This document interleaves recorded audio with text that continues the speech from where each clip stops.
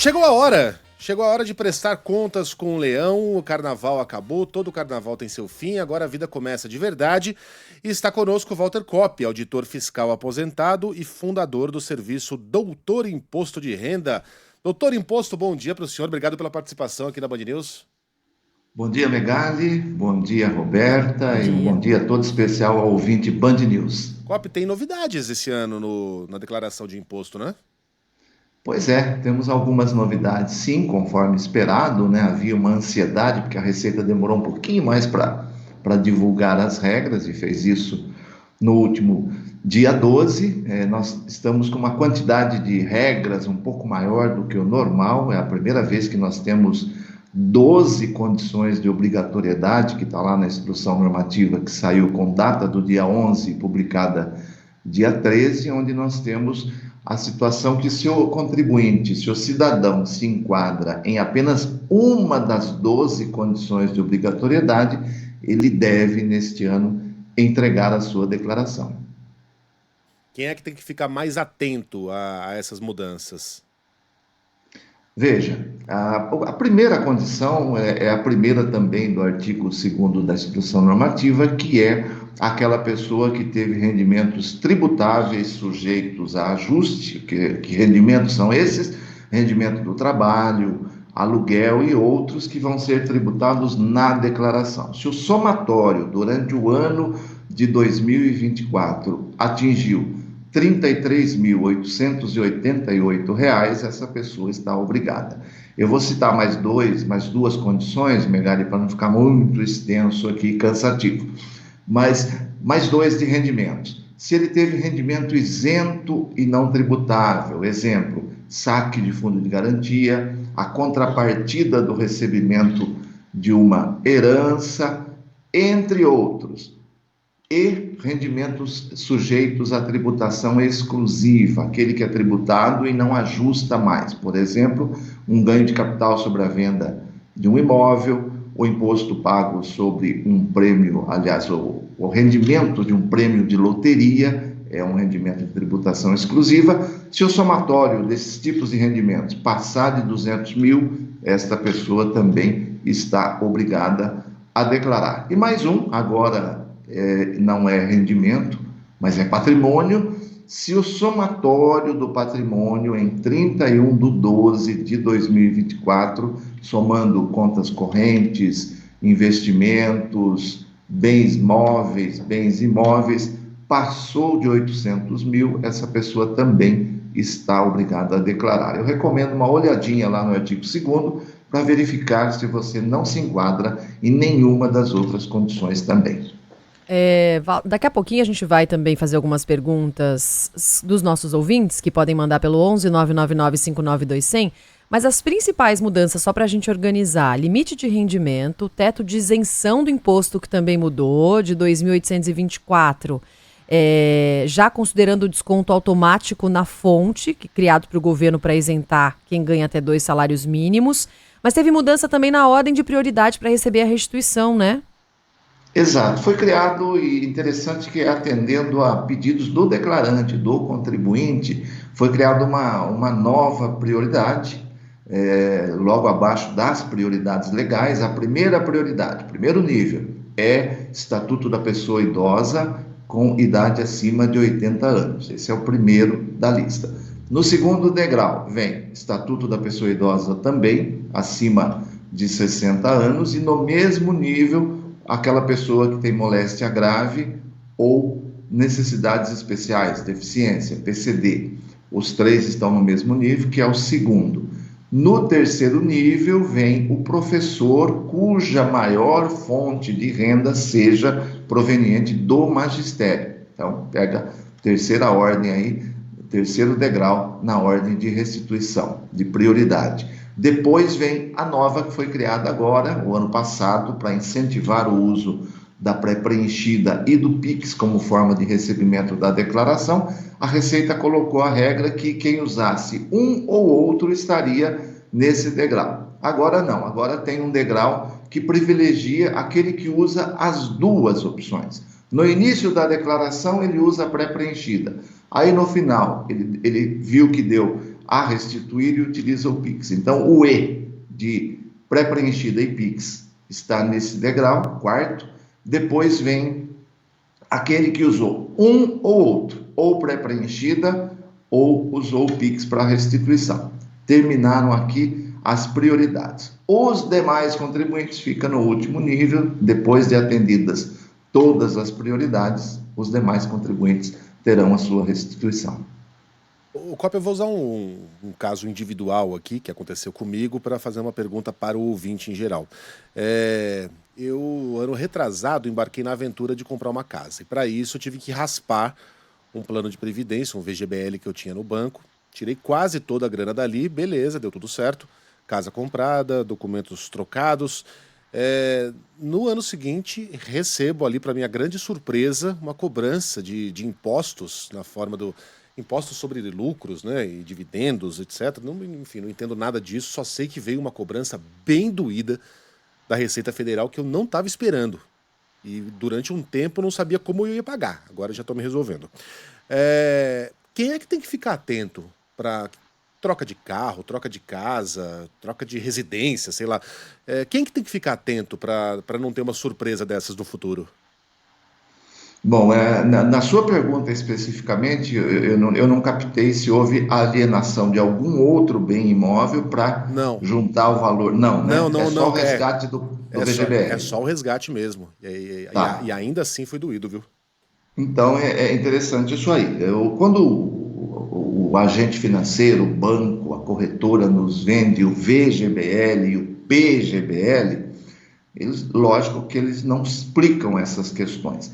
Você tem duas formas de tributação. Você tem a regressiva, que é aquela que começa em 35, bem mais alto, e depois, se passar de 10 anos o seu depósito lá no VGBL ou no PGBL, ele cai para 10%. Este é um caso em que, se esta fosse a sua opção, mas pelo que ocorreu não é, o seu é o progressivo. Quando é regressivo, cobra os 10%, vai para a declaração o líquido, não tem mais nada a pagar. Quando não houve a opção para produtos mais antigos, ou a opção foi pelo progressivo, significa que, na hora que você resgata, é descontado parte do imposto de renda, 15% apenas, como antecipação. Se você já atinge com as demais rendas 27,5, significa que tem mais 12,5 integralmente sobre esse valor que deve ser pago na declaração. Provavelmente o seu caso, a cobrança que houve aí é essa, é meramente diferença de imposto relativo a esse resgate. Enfim, fique atento aí. Você que tem plano de previdência, não é para todo mundo. O Walter, o investidor que tem aplicações, que aplica o dinheiro fora do Brasil, também vai encontrar mudanças bem significativas agora em 2025, né? Exatamente, Roberto. Aliás, eu como profissional da área estava ansioso pela forma como a Receita iria resolver essa questão, que decorre da Lei 14.754, lá do finalzinho de 2023, dezembro de 23, onde mudou completamente a forma de tributação, na minha leitura e interpretação benéfica ao declarante, que tinha que recolher mensalmente, conforme ocorria o resgate, e agora ele tem que controlar isso em cada operação, mas depois ele soma tudo, ele soma dividendos, ele soma lucros de controladas lá fora, ele soma eventual aplicação e resgate de criptoativo, bolsa de valores lá fora, tudo. Ele junta tudo e depois, na declaração, vai fazer o ajuste. Eu estava esperando uma ficha específica, mas a solução que a Receita encontrou foi uma outra. Na hora que eu declaro lá na declaração de bens e direitos, aquele ativo, aquele bem e direito que eu tenho no exterior, já abre um campo para que eu informe o rendimento recebido. Quer dizer, eu fiz um resgate, eu já informo lá. No final, o aplicativo, o PGD e RPF, consolida tudo aquilo, débitos e créditos, vai somando prejuízo, ganho, chega num resultado. Se esse resultado deu positivo, ou seja, você teve ganho, então fica um imposto a pagar decorrente dos investimentos no exterior. E esse valor será somado ao resultado das suas demais rendas e demais operações aqui no Brasil, resultando lá com o único resultado de imposto a pagar ou a restituir. Então, muita atenção que na hora que você lança o bem ou direito, na declaração de bens, é ali que você coloca o rendimento. Que a mudança é de imposto de 15% ao ano sobre esses ganhos, né? Mesmo que o dinheiro fique fora do Brasil, né, Walter? Isso, e essa é uma outra, bem lembrado para você, esse é um outro efeito, porque antes estava sujeito à regra do ganho de capital, e aí a tributação ia de 15 a 22,5. Então agora é uma tarifa, uma alíquota flat, igual para todo mundo e 15%. Pergunta boa aqui do Eduardo. Todo mundo sempre recebe a recomendação, né, de fazer logo a declaração, receber logo a restituição. O Eduardo pergunta se o ideal com a Selic em alta não é fazer o oposto, deixar para o fim, ficar no fim da fila e ganhar uma boa correção no saldo a restituir. Vale a pena? Vale, considerando aí a situação de endividamento das famílias brasileiras, a imensa maioria vai correr para receber logo. Parabéns ao Eduardo, que pode fazer essa escolha, Não, podendo fazer essa mas escolha. Ele quer fazer o contrário. Ele quer receber rápido. Ele quer uma correção boa pela Selic. Então, é exatamente isso que eu estou dizendo. Se ele não está precisando do dinheiro para, de repente, quitar uma dívida de juro mais alto, mais alto que a Selic, é vantagem sim, porque é a taxa cheia Selic e 1% ao mês no mês de recebimento. Então, nenhum investimento paga um rendimento nesse nível. É um rendimento alto, sim, para quem pode esperar lá pelo prazo final. E aí, lógico, a recomendação é não entregue agora, porque se você entregar agora, vai sair antes. Entregue mais próximo, lá metade do mês. A partir do mês de maio, eu vejo que já a pessoa vai para o último lote. Metade do mês de maio é garantido que vai para o último lote e pega a correção inteira aí do período, e a restituição sairá em setembro, nesse caso. Nossa, temos a desculpa perfeita agora. A desculpa para procrastinar sem culpa. Nossa!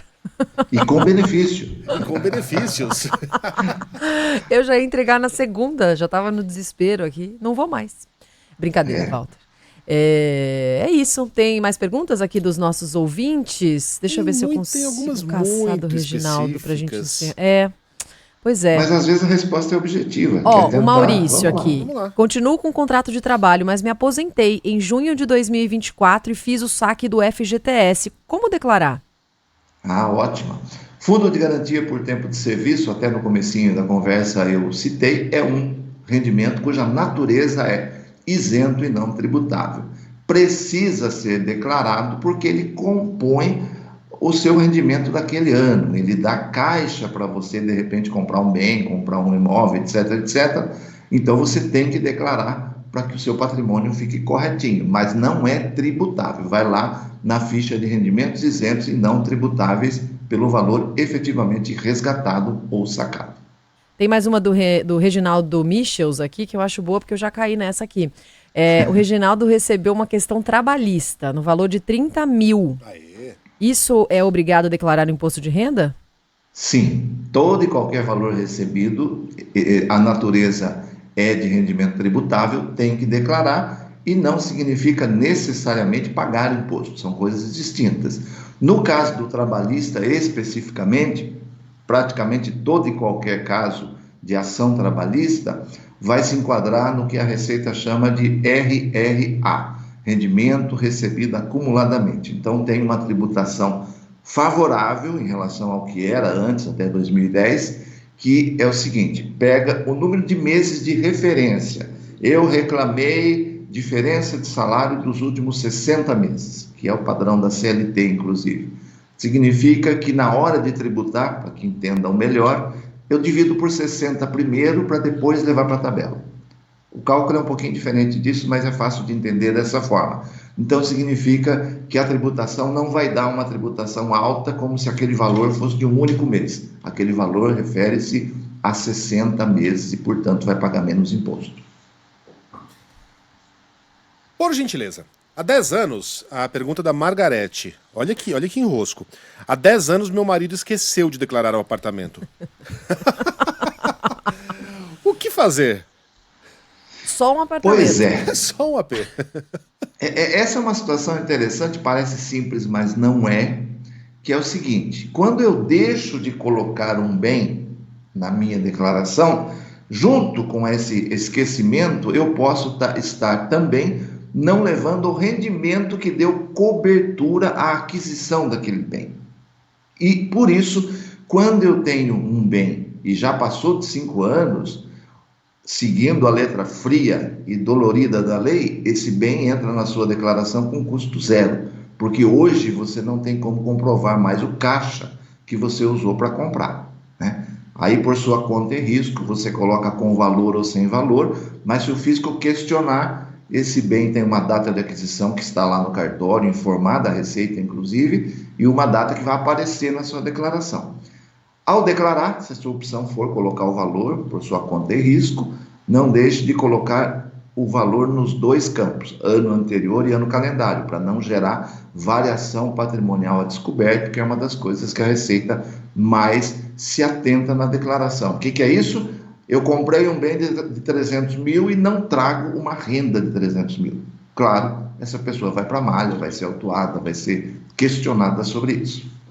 O Cop, eu lembro que eu, na minha vida adulta, já peguei a declaração de imposto como algo relativamente tranquilo de ser feito. Mas eu me lembro dessa época do ano, o garoto passando pela mesa ali, minha mãe falava, não incomoda seu pai. Aliás, ela fazia mais que ele, né? Mas ele parecia aquela figura estereotipada do pai estressado, sabe? A camisa aberta, a manga arregaçada, com um cigarro pendurado no canto da boca, a mão assim na têmpora, o cabelo despenteado, em desespero, né? Procurando papéis no meio daquela bagunça. Era um pesadelo. Melhorou a nossa vida, né? Nesse sentido.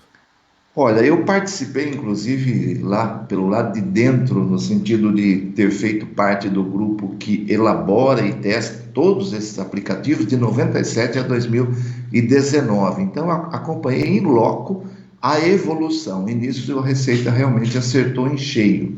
Ela tem trazido a cada ano mais facilidade para o contribuinte cumprir a sua obrigação de entregar. Então, realmente, a evolução é muito grande. Existia um ano, eu já declarava, né? Eu já sou jovem há bem mais tempo, e eu já declarava, teve um ano que teve que fazer em 2 moedas. Na moeda da época, uma declaração, e no papel, e outra no indicador lá, o R alguma coisa, não lembro exatamente. O RV, em 90, talvez tenha sido, 94. foi naquela virada, né? Foi na virada aí. Unidade real de valor. E foi uma coisa maluca. Ali sim era complicado. Primeiro, tudo na mãozona, calculadorazinha do lado, que a imagem que você fez aí do seu pai, com certeza tinha uma calculadora aqui do lado também. 12C. Eu lembro até hoje. Então, essa já é boa, essa já é sofisticada.